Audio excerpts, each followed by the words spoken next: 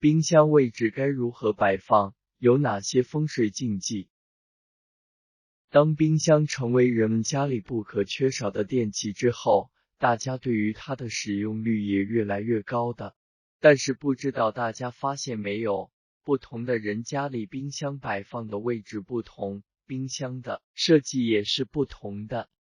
从风水学来讲，冰箱的摆放位置有哪些禁忌？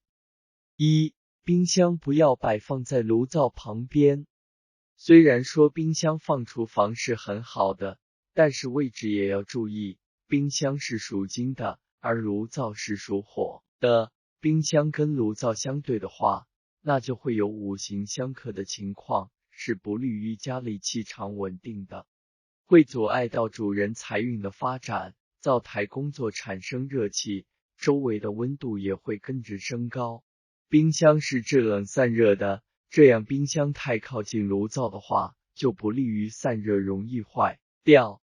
二、冰箱摆放在客厅中。不太建议冰箱放客厅里，电冰箱是一个高磁场的所在，特别是在冰箱正在运作，发出嗡嗡声，冰箱产生的辐射对于人身体是不好的，尤其是家里有孕妇小孩的，而且视觉上也不搭调。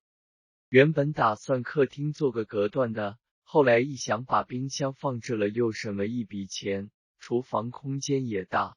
很多冰箱摆在客厅与入户门之间，可以当玄关用了，一举多得。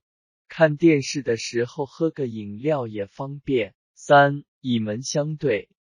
由于现在有些家庭的空间不大，很多人都喜欢把冰箱放在门口，这样看似充满创意的摆法，却能影响人的财运。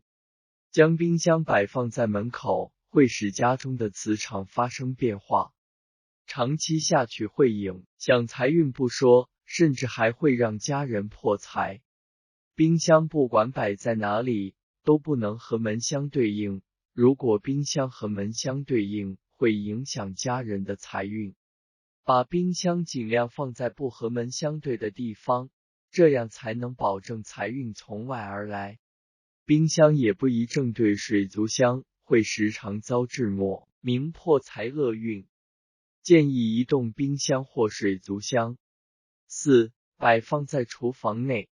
有不少人会将冰箱放于厨房，其实这样会提升发生火灾的几率，且厨房油烟较大，冰箱会受到油污侵染，这样就需要极其频繁地对冰箱进行清洁，且久而久之冰箱颜色积深，会产生难以清洁的污物，且厨房往往常处于高温状态，所以不利于冰箱散热，为此不推荐将其放置于厨房。